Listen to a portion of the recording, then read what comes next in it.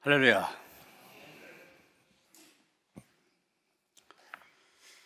요즘에 많이 불려진 찬양 가운데 하나가 은혜 아니면 살아갈 수가 없네, 이런 특성으로도 이 자리에서 많이 불렸고 또 우리 심야 때 많이 불렀던 찬양입니다.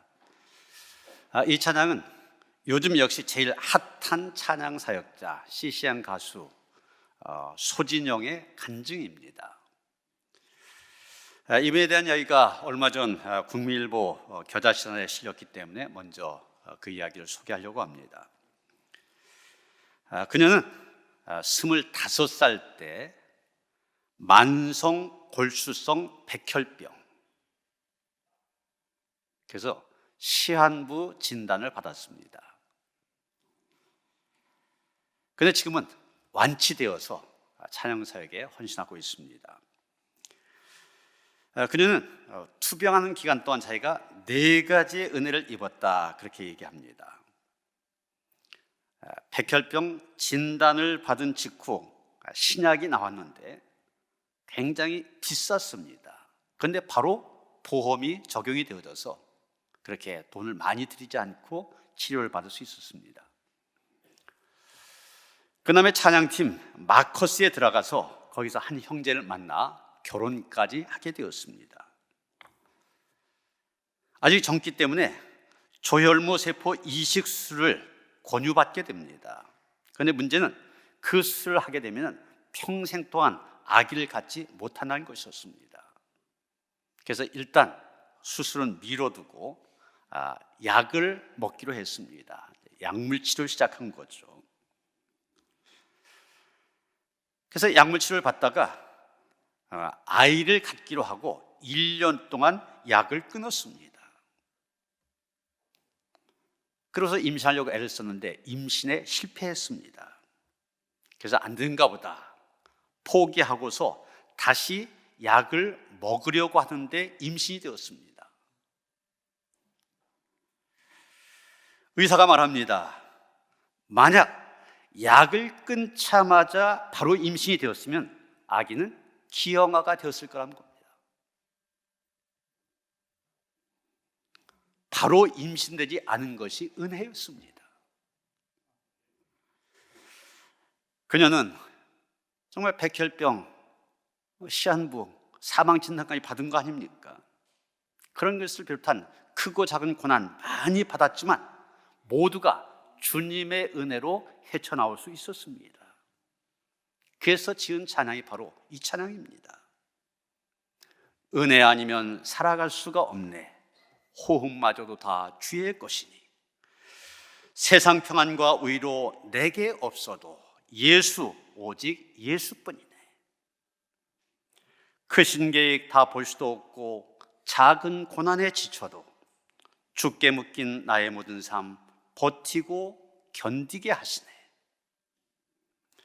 은혜 아니면 살아갈 수가 없네, 나의 모든 것 다 주께 맡기니 참된 평안과 위로 내게 주신 주 예수, 오직 예수뿐이네. 그렇습니다. 이 간증을 한 소진영 씨뿐만이 아니라 우리 모두 은혜로 살아가는 사람들입니다. 다른 말로 하나님께서 복을 주셔서 살아가는 존재라는 얘기입니다. 내가 잘나서 내가 똑똑해서 살아가는 것이 아니라 하나님의 은혜로 살아가는 존재들, 당연히 은혜 아니면 살아갈 수 없네, 이 찬양이 우리의 고백이 되어져야 합니다. 오늘 우리가 읽은 이 성경의 말씀 역시 믿음의 삶들, 은혜로 살아가는 삶임을 고백하는 그런 내용입니다. 11절 보시면 주의 은택으로 한 해를 관씌우시니, 이런 말이 나옵니다. 은택, 은혜란 말과 혜택이란 말 합쳐서 은택, 이렇게 표현하고 있습니다.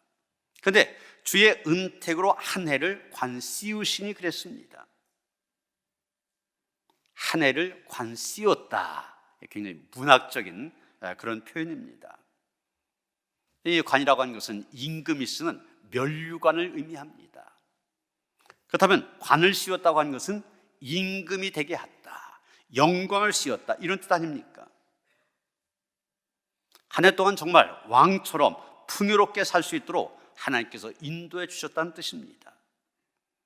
다시 말해서 이 말은 하나님께서 우리에게 1년 내내 은택을 베풀어 주신다는 뜻입니다. 하나님께서 큰 복을 내리셔서 우리의 한 해뿐만 아니라 우리의 평생을 영광스럽게 꾸며주신다는 뜻입니다. 그러면 여러분, 중요한 것은 어떻게 하면 우리의 삶이 주의 은택으로 관씌워지는 복된 삶이 되어질 수 있느냐 하는 겁니다. 오늘 본문 시편 65편은 은택에 관을 쓰는 생활, 1년 내내 복받는 생활의 비결 5가지로 우리에게 얘기하고 있는데, 가만히 보면 사실 신앙의 가장 기본입니다. 이 신앙의 기본을 잘할 때 은택에 관을 쓰는 그런 삶을 살아갈 수 있다는 겁니다. 첫째가, 은택에 관을 쓰기 위해서는 찬송 생활에 힘써야 된다고 하는 것이죠. 1절입니다.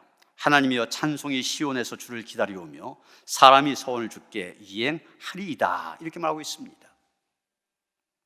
표준 세번역 성경이 좀 성경을 쉽게 풀이한 그런 성경인데, 그 표준 세번역 성경은 이렇게 말하고 있습니다. 하나님, 시온에서 주님을 찬양함이 마땅한 일이니 주께 한 맹세를 지키옵니다. 종교개혁자 켈빈도 그래서 본문을 이렇게 해석했습니다. 하나님의 백성이라면 마땅히 하나님을 찬송해야 된다는 필연성을 말하는 것이다. 마땅히, 필연성. 하나님을 찬송하는 것이 마땅하다는 것입니다. 여러분, 여기 시온은 예루살렘 성전을 가리킵니다. 오늘날로 말하면 교회를 가리킨다, 이렇게 말할 수 있을 것입니다. 하나님께서는 시온, 즉 교회에 모여서 하나님을 찬양한 것 당연한 일이라, 그렇게 얘기하고 있는 것입니다. 그래서 하나님은 이스라엘의 찬송 중에 거하신다고 하셨습니다. 하나님은 찬미의 제사를 정말 기쁘게 받으시고 계십니다. 어떤 헌물보다도, 어떤 큰 재물보다도 하나님은 찬미의 제사를 기쁘게 받아주신다고 하셨습니다. 그러기에 우리는 목청을 가다듬고 목소리 높여 찬양해야 됩니다. 다윗은 새로운 찬송을 가지고 하나님 앞에 나아가 전심으로 찬송 부르기로 작정했습니다. 그것이 소원이란 말을 표현하고 있는데, 소원, 맹세입니다. 맹세까지 했다는 얘기예요. 마르바 던이라고 하는 박사가 안식이라고 하는 제목의 책을 썼습니다. 이 책이 내부로 되어져 있는데 그침, 쉼, 받아들임, 그리고 제4부가 향연이라는 제목입니다. 이 향연에 여러 가지 종류가 있는데, 영혼에 대한 향연, 음악이 있는 향연, 아름다움이 있는 향연, 음식 있는 향연, 애정이 있는 향연, 축제의 향연, 이런 여러 가지가 있습니다. 그런데 이 향연이라는 말, 영어로 피스팅 그렇게 말하는데, 다른 말 우리말로 하면 축하 또는 축제, 잔치를 의미합니다. 그런데 옛날이나 지금이나 동양이나 서양이나 막론하고 이 축하에 꼭 들어가는 것이 음악 아닙니까? 잔치에서도 마찬가지고 교회 예배에서도 마찬가지입니다. 음악이 주는 감동 얼마나 큰지 모릅니다. 우리 찬양대가 정성껏 준비하여서 찬양하는데 목사의 시간 설교한 것 못지않게 여러분에게 큰 은혜와 감동을 주고 있습니다. 그래서 칼빈이라는 종교개혁자는 전 교인들의 찬송 수준이 제1찬양대 수준만큼 돼야 된다, 그런 말을 하였습니다. 우리 찬양대가 열심을 다하여 준비하고 최선의 찬양을 드리는 것처럼 이 자리에 앉아있는 우리 모두도 그런 찬송을 하나님께 올려드려야 된다는 얘기입니다. 우리는 찬송 속에 살아야 됩니다. 그럴 때 은혜 안에 살게 된다. 은택의 관을 씌움받게 된다는 것입니다. 두 번째, 은택의 관을 쓰기 위해서는 기도 생활에 힘써야 됩니다. 찬송 생활이나 기도 생활 가장 기본적인 거 아닙니까? 오늘 시편 65편 제목이 다윗의 시 그렇게 되어져 있는데, 다윗이 힘쓰고 애쓴 것이 바로 기도 생활입니다. 그래서 보면 2절에 보면 기도를 들으신 주여 모든 육체가 주께 나아오리이다. 그렇게 말했지 않습니까? 아예 하나님을 가리켜서 기도를 들으신 줄 이렇게 표현하고 있습니다. 다윗이 하나님을 이렇게 표현할 수 있었던 거, 실제로 그 기도의 응답을 자기가 수없이 체험했기 때문입니다. 다윗은 장인이었던 사울왕에게 쫓겨 도망다니는 가운데 수없이 기도하였습니다. 아들 압살롬이 반란을 일으켜서 역시 도망다닐 때 그때도 간절히 기도하였습니다. 갈빈 또 강조하기를 하나님은 우리의 기도를 들어주실 수밖에 없으신 분이다, 그런 말 하였습니다. 그것을 다윗은 기도를 들으신 하나님 이렇게 표현한 것입니다. 그대로 우리가 기도를 들으시는 주 이 말 그저 기계적으로 이해해서는 안 됩니다. 쉽게 말해서 하나님께서는 우리가 기도한 것을 그대로 들어주신다 이렇게 해서는 안 된다는 얘기. 사실 우리는 하나님께 기도하면서도, 하나님께 무엇을 구하면서도 그게 정말 내게 유익이 되는지 그렇지 않은지 잘 판단하지 못합니다. 그저 어린아이처럼 막무가내로 매달리기만 합니다. 제가 자주 예를 들지만 엄마가 칼을 들고 지금 채소를 자르고 있을 때 아이가 그걸 보고서 달라고 그럽니다. 재미있어 보이니까. 아이가 달라고 한 데서 부모가 아이가 달라고 하는 것을 줍니까? 위험한데. 아이가 달라고 하지만 주면은 아이에게 유익이 되지 못합니다. 오히려 해가 될 수가 있어요. 우리가 하나님께 드리는 기도도 마찬가지입니다. 우리는 내게 유익이 된다고 싶어서 하나님 이렇게 해주시오 기도하지만 하나님께서 보실 땐 그게 아닙니다. 그렇다면 하나님께서 우리의 기도에 응답하시는데 내가 지금 당장 바라는 식으로 응답하지 않으십니다. 다른 방식으로 응답합니다. 나중에 가서 보면 그 모든 것이 합력하여 내게 유익하도록 그렇게 만들어 주십니다. 그래서 바울이 얘기했잖아요. 하나님의 뜻대로 살아가는 사람, 그 뜻대로 부르심을 입은 사람, 합력하여 선을 이루게 하신다. 우리는 이 믿음으로 살아야만 됩니다.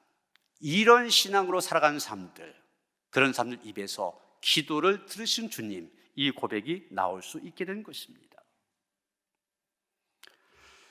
세 번째 은혜계관을 쓰기 위해서는 사죄의 은총 속에 살아야 됩니다.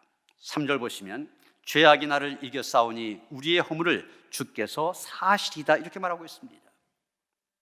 여러분, 이 말씀도 우리가 잘 이해해야 됩니다. 죄악이 나를 이겨 싸우니 그랬지 않습니까? 무슨 얘기입니까? 죄악이 나를 이겨서 나는 멸망받을 수밖에 없는 존재란 얘기입니다.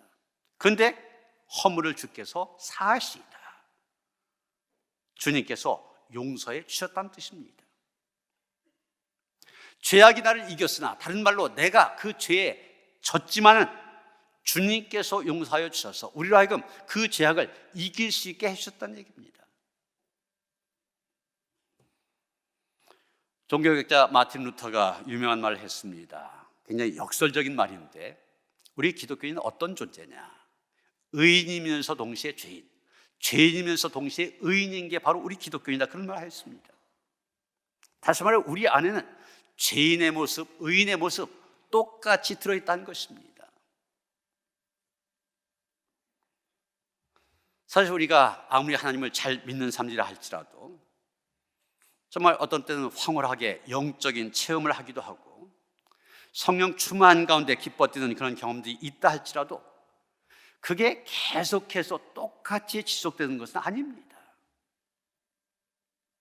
여러분, 그렇게 믿음이 좋았던 사람 어느 순간 뚝 떨어질 때가 있잖아요. 성령 충만 가운데 있던 우리 안에 죄와 악이 들어오게 되어서 순식간에 성령의 지배 속에 있던 우리가 그런 죄악의 지배를 받게 되기도 합니다. 이게 바로 죄인이면서 동시에 의인이란 말의 표현입니다. 그래서 우리 안에는 이 두 가지의 실존이라기 한데 죄인의 모습, 의인의 모습이 동시에 들어있는 겁니다. 그래서 여러분, 기독교 2000년 역사 최고의 성자라고 할 수 있는 사도 바울, 이 죄의 문제를 해결하지 못해서 끝까지 부르짖었잖아요. 이런 구약에서 최고의 믿음의 인물이라고 하는 다윗도 마찬가지입니다. 오늘 이 본문 다윗의 시라고 했는데 어떻게 보면 자기의 경험을 얘기한 것이라고 할 수도 있습니다.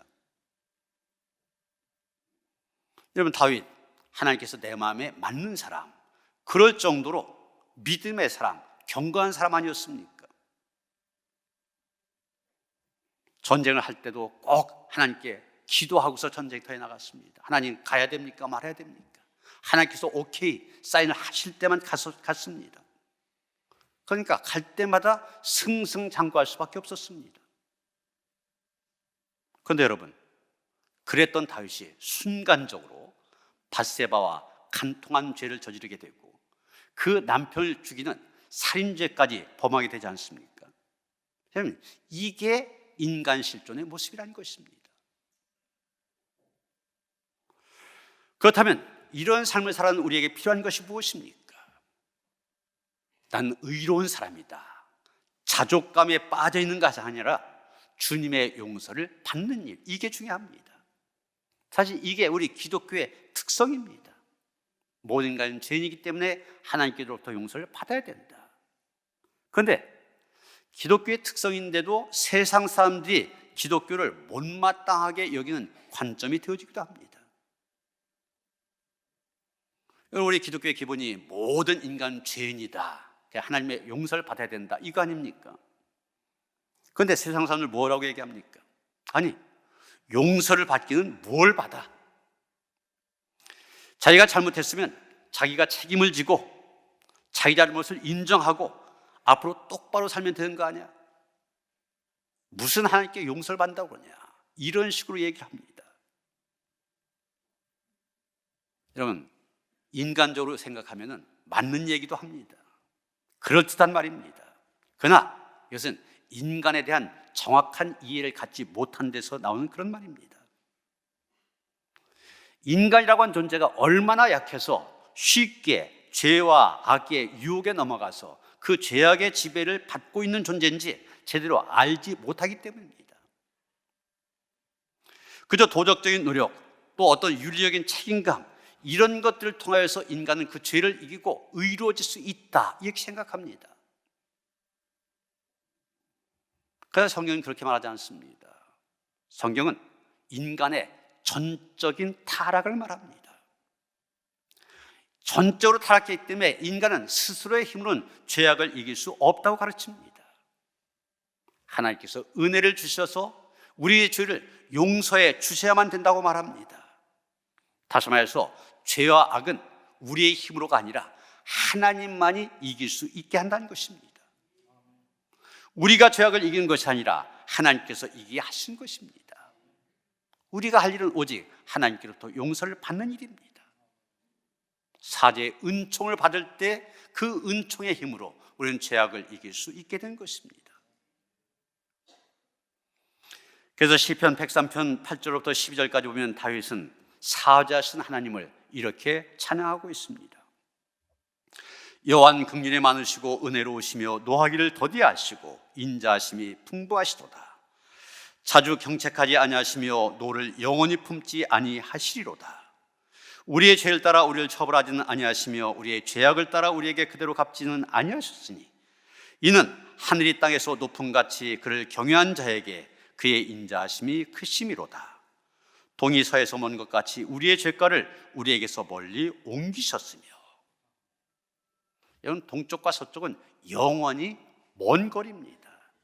이 동과 서는 영원히 만날 수 없습니다. 그렇게 멀찌감치 우리의 죄가를 옮겨 놓으셨다는 얘기입니다.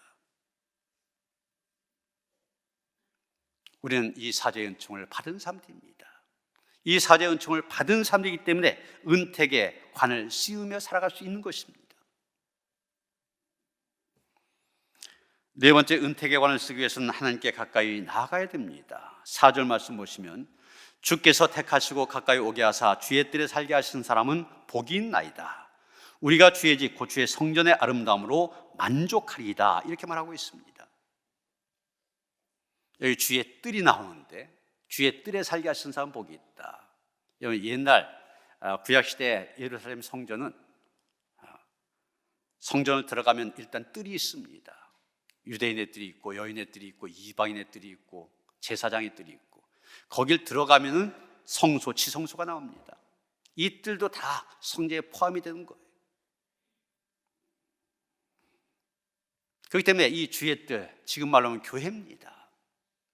그런데 주의 뜰에 살게 하시는 사람, 뭐 교회 안에 사는 사람만 얘기하는 것이 아니죠. 거길 출입하는 사람을 얘기합니다. 다른 말로 믿음으로 살아가는 사람들, 많은 것을 소유하고 사는 삶이 아니라 주님 집에 사는 것, 믿음으로 사는 것, 그런 사람이 복이 있고, 그런 사람 성전의 아름다움으로 만족한다, 그렇게 말하고 있습니다. 여러분, 이 비슷한 고백이 시편 84편에도 나온 것을 보게 됩니다. 시편 84편 10절 보면 주의 궁정에서 한 날이 다른 곳에서 첫날보다 나은즉 악인의 장막에 사는 것보다 내 하나님의 성전 문지기는 것이 좋사오니. 부자가 되어서 굉장한 집에 사는, 못된 짓 해서 굉장한 집에 사는 것보다도 하나님의 성전 문지기로 사는 것이 좋다. 여기도 그냥 의미에서 성전 문지기, 주의 일을 하는 것, 이렇게 해석할 수 있지만, 여기 문지기라고 하는 건 그 성전을 드나드는 걸 얘기하지 않습니까? 성전의 발을 딛는 사람, 역시 믿음으로 살아가는 것을 얘기하는 것입니다. 그 성전을 문을 열고 들어온 사람이 복이 있다는 겁니다. 우리는 다윗이 그렇게도 사모하던 성전에 힘써 나와야 됩니다. 예수님은 12살 때 예루살렘 성전에 오셨습니다. 그런데 행사 끝나고 다른 사람들은 다 집으로 돌아가도 예수님은 성전을 떠나지 않으셨습니다. 사실 성전 바깥에만 나가면 그때가 6월절이기 때문에 얼마 많은 사람들이 거기에 옵니까? 사람 구경도 하고 구경할 거 많았을 겁니다. 가보고 싶은 데도 많았을 겁니다. 그런데 다른 데 가지 않고 성전을 떠나지 않았습니다. 예수님을 다시 찾아온 본인들에게 예수님 뭐라고 하셨습니까? 어찌하여 나를 찾으셨나이까? 내가 내 아버지 집에 있어야 될 줄을 알지 못하셨나이까? 하나님께서는 하나님의 자녀들이 하나님 앞에 모여든 것, 하나님의 존전에 모이는 것을 기뻐하십니다. 하나님의 그런 간절하신 마음을 아가서 2장 14절에 이렇게 표현하고 있습니다. 바위 틈 낭떠러지 은밀한 곳에 있는 나의 비둘기야, 내가 내 얼굴을 보게 하라. 내 소리를 듣게 하라. 내 소리는 부드럽고 내 얼굴은 아름답구나. 하나님은 사랑하는 자녀들로 하여금 그의 얼굴을 보게 하라, 내 소리를 듣게 하라, 그렇게 말씀하십니다. 하나님께 가까이 나아가 우리의 얼굴을 보여드려야 됩니다. 우리의 소리를 듣도록 해야만 됩니다. 그럴 때 하나님께서 우리에게 은택의 관을 씌워주신다 한 것입니다. 마지막 5번째, 은택의 관을 쓰기 위해서는 하나님만 의지해야 됩니다. 5절 말씀입니다. 우리 구원의 하나님이시여 땅의 모든 끝과 먼 바다에 있는 자가 의지할 주께서 의를 따라 어미하신 일로 우리에게 응답하시리이다. 이 말씀도 좀 쉽게 번역된 표준 세번역으로 보면 이렇게 되어 있습니다. 우리를 구원하신 하나님 주께서 놀라운 행적으로 정의를 펴시며 우리에게 응답하여 주심으로 땅 끝까지, 먼 바다 끝까지 모든 사람이 주를 의지합니다. 주님은 의지한 것을 가장 강조하고 있습니다. 땅 끝에 사는 모든 사람들, 먼 바다 넘어 살아가는 모든 사람들, 하나님만 의지합니다. 하나님을 의지할 때 우리는 은혜 안에 거할 수가 있습니다. 은택의 관을 쓸 수 있게 된 것입니다. 알맞게 채워주신 은혜, 이런 제목의 글에 나오는 이야기입니다. 알맞게 채워주신 은혜. 지금부터 한 40, 50여 년 전 미국의 한 신학교에서는 모든 과목의 논문을 타자기로 쳐서 제출해야만 그것을 받아 주었다고 그럽니다. 컴퓨터가 나오기 전이었으니까 타자기로 썼었죠. 그때 유학 간 한 학생이 있었는데 타자기를 살 돈이 없습니다. 그러다 보니 도서관과 친구들에게 타자기를 빌려서 논문을 쓰곤 했습니다. 그런데 어느 날 도서관에서도 또 친구들로부터 타자기를 더 이상 빌려줄 수 없다, 이런 통보를 받게 됩니다. 돈이 없는 이 유학생, 참 큰일이었습니다. 바로 그때 시내에 있는 한 미국인 교회에서 주일날 설교를 해달라, 그런 요청이 들어왔습니다. 그는 의인은 믿음으로 말미암아 살리라, 이런 제목의 설교를 하였습니다. 예배가 끝난 다음 성도들은 지난 10년 동안 이런 설교 들어보지 못했다고 감사를 표시하였고, 그 가운데 한 중년의 남자 성도가 다가와 은혜를 크게 받았다고 그러면서 악수를 청하였습니다. 그런데 악수를 나누는데 손바닥에 뭐 찔리는 게 있습니다. 펴봤더니 조그맣게 접힌 종이가 있었습니다. 단순한 종이가 아니라 $50짜리 수표였습니다. 그 성도는 태연하게 말합니다. 하나님께서 당신에게 드리라고 해서 드린 것뿐입니다. 그 당시 타자기의 가격이 $49.95였다고 그래요. 그래서 알맞게 채워주신 은혜입니다. 알맞게. 우리가 일생 주의 뜰에 살려고 힘쓰면, 주님을 가까이 하려고 하면 하나님께서는 성전의 아름다움과 하늘의 신령한 은사로 가득 채워 주십니다. 은택의 관을 씌워 주신 것입니다. 오늘 본문 이 시편 65편, 이게 언제 부른 노래일까? 그것에 대해서 아마 초실절, 다른 말로 맥추절이 되어서 천 열매를 바치면서 불렀든지, 아니면 수장절, 추수감사절을 성경에서는 수장절이라고 합니다. 이 추수감사절에 추수를 하면서 부르도록 다윗이 지은 신앙시일 것이다, 이렇게 얘기하고 있습니다. 그는 풍성한 곡식을 거둬들이면서 감사의 노래를 불렀던 것입니다. 우리도 곧 추수감사절을 맞이하게 됩니다. 이 추수와 감사의 계절을 지내면서 우리 역시 감사의 노래를 부를 때 하나님께서 본문의 말씀, 약속하신 것들 그대로 이루어 주실 것입니다. 어떻게 보면 오늘 본문 전체를 읽다 보면 한 폭의 아름다운 그림과 같은 느낌을 갖게 됩니다. 그래서 그림을 잘 그리시는 분들, 오늘 본문을 가지고 전형적인 그림 한 폭 완성할 수 있을 것입니다. 윤택한 들판에 물이 가득한 강물이 흐르고, 양떼가 무리를 이룬 푸른 초장이 있고, 곡식으로 덮인 골짜기가 있는 그런 그림 그릴 수 있을 것입니다. 여러분 13절 보십니다. 초장은 양떼로 옷 입었고 골짜기는 곡식으로 덮였으며 그들이 다 즐거이 외치고 또 노래하나이다. 우리가 이런 그림을 보면 그 즐거운 외침과 노래소리가 저절로 그리고 힘있게 울리는 것을 들을 수 있을 것입니다. 사랑하는 성도 여러분, 이 노래소리, 이 외침 듣기만 할 뿐만이 아니라 여러분이 바로 즐겁게 외치는 사람들, 노래하는 사람들이 되어져서 하나님께서 은택으로 관시어 주시는 복된 삶을 살아갈 수 있게 되기를 주님의 이름으로 축원합니다. 하나님, 이미 우리에게 은택의 관을 씌워 주셨기 때문에 이 자리에 나와 하나님을 예배한 줄 믿습니다. 하나님, 우리가 기본적으로 하나님 앞에 감당해야 될 일들, 신앙의 기본적인 것들 잘 감당으로 인하여서 평생의 삶이 하나님의 은택의 관이 씌워지는, 하나님의 은혜 안에서 살아가는, 그래서 은혜 없이는 살 수 없습니다 고백하며 살아가는 복된 삶이 될 수 있도록 인도하여 주시옵소서. 예수 그리스도 이름 받들어 기도하여 싸움나이다. 아멘.